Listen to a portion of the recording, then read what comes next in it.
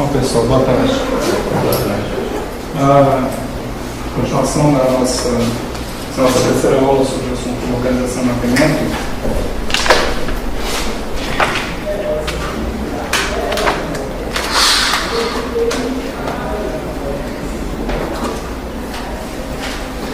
Nós tínhamos visto a parte de localização, não foi por completo.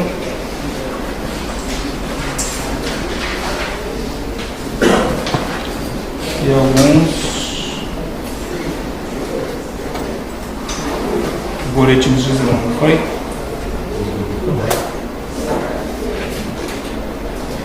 Vimos essa abordagem com o algoritmo IM, sua extensão 3D, o trabalho que tinha feito, e vamos começar por esse de cá. Bom,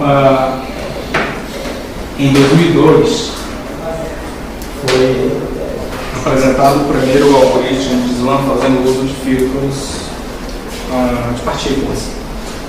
Esse algoritmo chamava-se Fast Slam. Fácil, mas não tão fácil, porque demorava alguns minutos para dar algum resultado, então não era ainda alguma coisa que podia ser operada em tempo real. Bom, isso foi possível por conta de uma fatoração da FDP que relaciona o nosso objetivo é fazer estimação dos parâmetros do mapa e o conjunto de posições relativas do robô durante a aquisição dos dados para a construção do mapa. Que se fatorava essa função dessa probabilidade em duas partes, e essa fatoração permitiu que uma parte desse problema pudesse ser resolvida por um filtro estocástico, um EKF, e outra parte por um filtro de partículas. Tá certo? E isso aumentou bastante a robustez da solução apresentada pelos autores. Para vocês terem ideia, isso aqui é um mapa real de um na verdade, isso aqui não é real. Deixa eu ver aqui. Essa aqui seria a simulação. O real eu vou ter na próxima parte. Você tem esses pontos em azul, são a localização de alguns landmarks no ambiente. Foi uma simulação de um robô andando para um ambiente. Em azul você tem os landmarks no ambiente. E essas elipses aqui, com os centros, são as estimativas das posições de cada um desses landmarks com o seu grau de incerteza associado. Isso aqui para se avaliar o desempenho do algoritmo para diferentes campos de abertura dos sensores. O que é isso? Você está usando um sensor que tem um campo de abertura relativamente grande, ou seja, até com um pouco mais de incerteza, tá certo? Você tem um campo de abertura relativamente grande. No outro caso, um campo de abertura relativamente pequeno. Nós sabemos que filtros de partículas apresentam uma particular dificuldade de acompanhar de estimação quando o nível de certeza de medição é muito pequeno. Isso porque no processo de reamostragem do filtro de partículas há uma tendência forte do filtro reamostrar muitas vezes algumas poucas partículas. Isso diminui a dispersão ou a diversidade de partículas do filtro e pode levar à divergência. Então, quando você tem um sensoramento muito bom, isso dificulta a vida do filtro de partículas. Então, nesse caso, esse algoritmo, devido ao uso de filtro de partículas, você não pode usar sensores muito precisos. Por outro lado, se você estiver usando um sensor muito preciso, dá uma roubadinha, você pode aumentar artificialmente a matriz de cobertura de medição para que o filtro continue pelo menos trabalhando. E sobreestima o nível de incerteza, mas pelo menos o filtro continua apresentando convergência. No caso, a gente vê aqui, numa situação com sensores muito mais precisos, o filtro passa a apresentar divergência e ele começa a estimar de forma errada a presença dos landmarks no ambiente. Com um grau de certeza menor, há uma convergência maior da percepção da posição das landmarks. Tá certo? Bom, em 2004, uma das primeiras abordagens de mapas topológicos foi abordada pelo Pickers. Esse Essa abordagem já foi o primeiro caso a tratar o problema de ambiguidade de locação. O que é esse tipo de situação? É quando você volta a visitar um local que você não tinha visitado antes, ou melhor, que você tinha visitado antes, e que você diz, olha, esse local aqui eu já visitei antes, então não precisa, no meu mapa topológico, incluir um novo nó, porque esse nó já existe. Então ele procura fazer essa associação. Como estamos falando de mapas de topológicos, então você tem esse tipo de situação.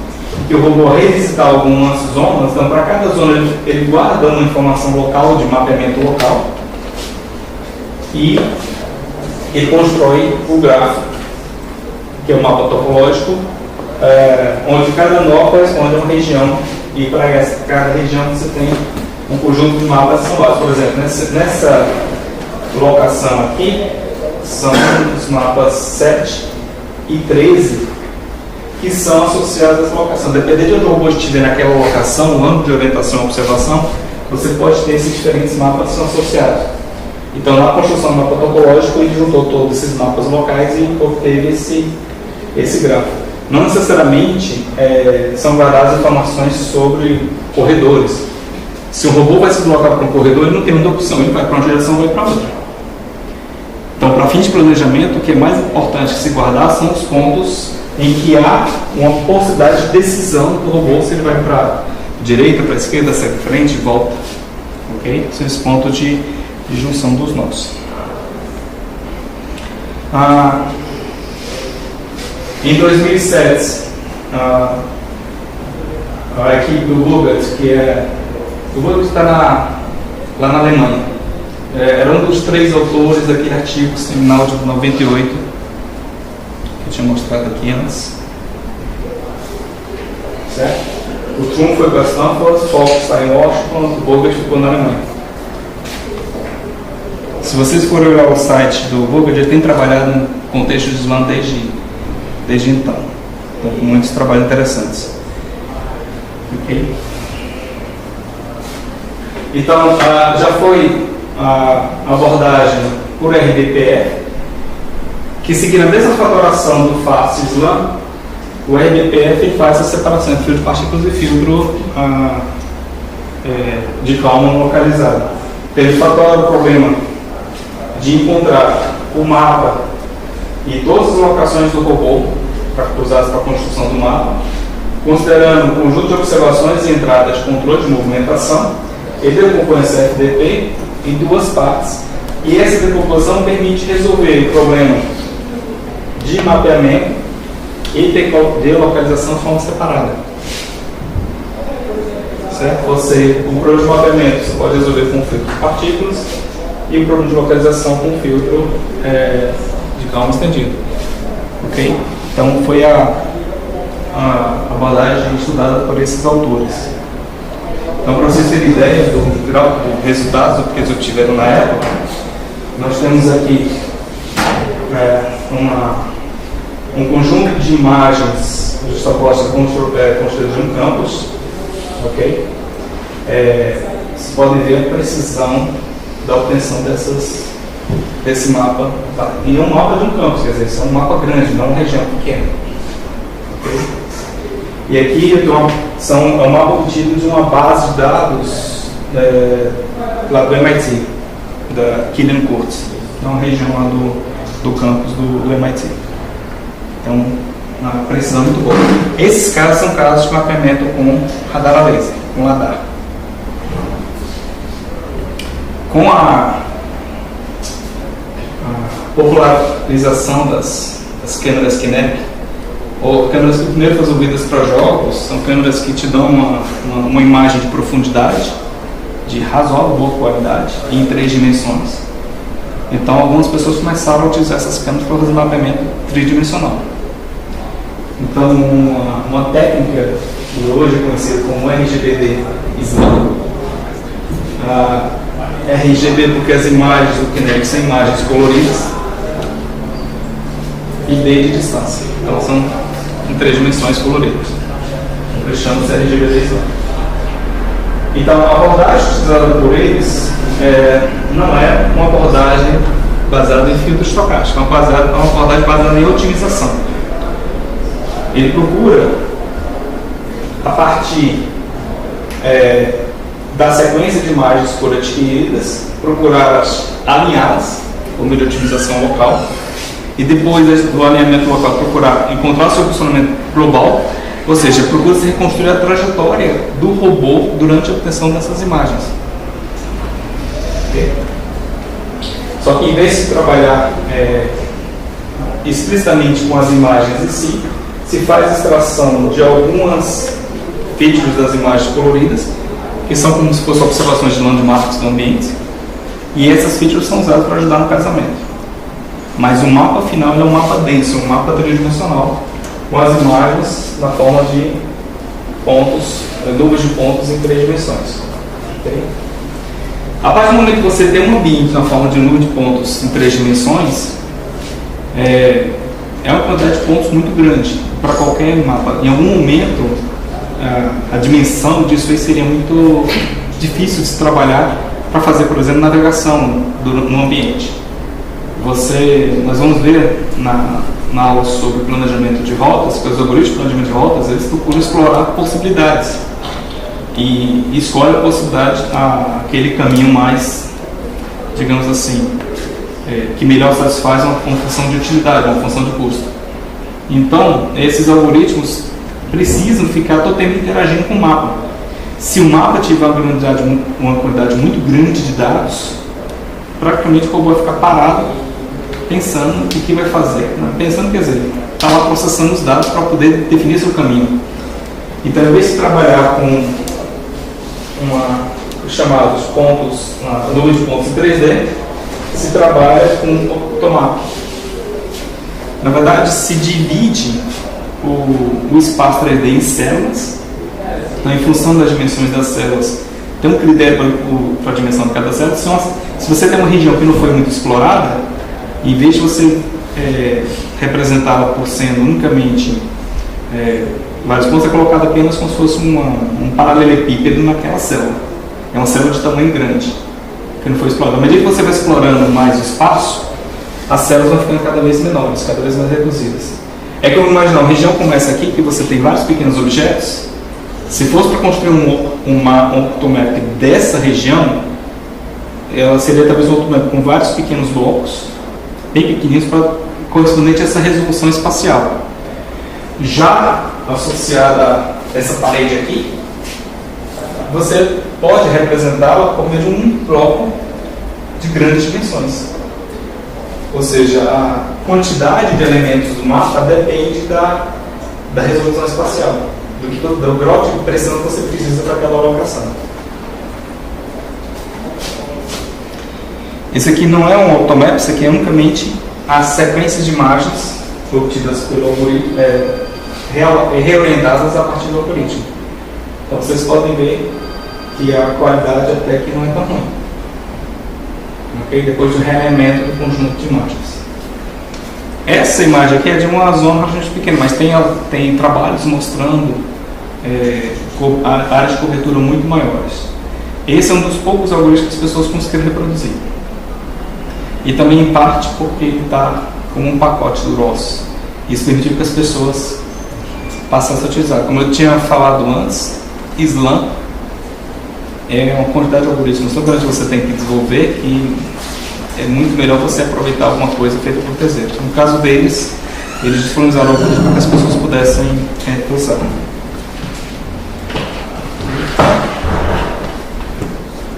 Bom, então, quando você procura obter mapas tridimensionais com informação de quotients, esse mapa é RGBD. Então, esse é outro resultado de 2012, só que com resultados aparentemente melhores, mas seguindo a mesma ideia. Você adquire uma sequência de imagens, vai adquirindo as imagens vão sendo casadas com o que já está no banco de imagens. Então você procura estimar a transformação relativa entre as imagens, ou seja, a posição relativa do robô entre uma imagem e outra, para que seja feito o realinhamento entre pares de imagem. E os pares de imagem vão sendo realinhados e o conjunto vai acabar sendo realinhado também, por conta desse tipo de abordagem. Então isso é que os autores obtiveram num ambiente circular. Essa aqui é uma imagem 3D, uma imagem tridimensional do ambiente montada a partir das imagens, de uma sequência de imagens que o robô adquiriu. Então, só para dar uma ideia por cima, eu imagino que isso aqui seria um mapa que os autores tiveram antes com outra técnica. Eles colocaram aqui em cima desse mapa, aqui em vermelho, as cores das estruturas correspondentes às estruturas foram construídas por esse mapa de cá, para mostrar que é uma grande coincidência. Ou ainda um ambiente muito maior como esse daqui, por exemplo. A gente não precisa hoje, com o Islã, se preocupar em adquirir grandes ambientes. Você pode começar a tratar com a ideia de que você tem muitos mapas. Então, o seu objetivo passa a ser a cada instante determinar em que região, em que submapa você se encontra.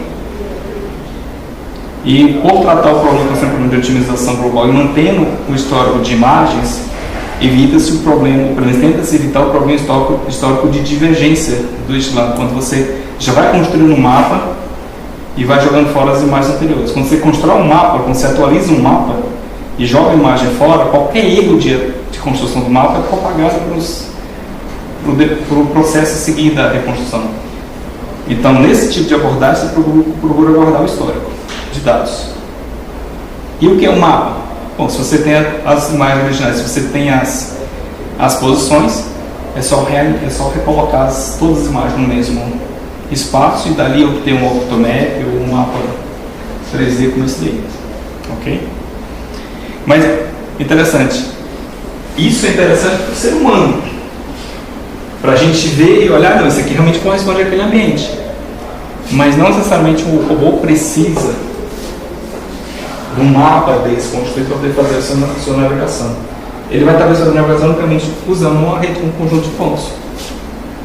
Uma cloud de pontos, então um octomap. É aquele que eu disse, a forma da representação interna não necessariamente corresponde à representação humana. Ok? Bom, pessoal, eu passo aqui a bibliografia dessa parte da disciplina. São os trabalhos que eu usei para construir essa apresentação. Como eu tinha falado antes, são 17 trabalhos. Ok? Alguns trabalhos são de autoria nossa, outros são de terceiros, mas todos eles estão citados nos trabalhos, tá certo? Na apresentação. Então, praticamente, a gente vai tirar o material para essa nossa lista de exercícios em cima desses artigos, tá bom?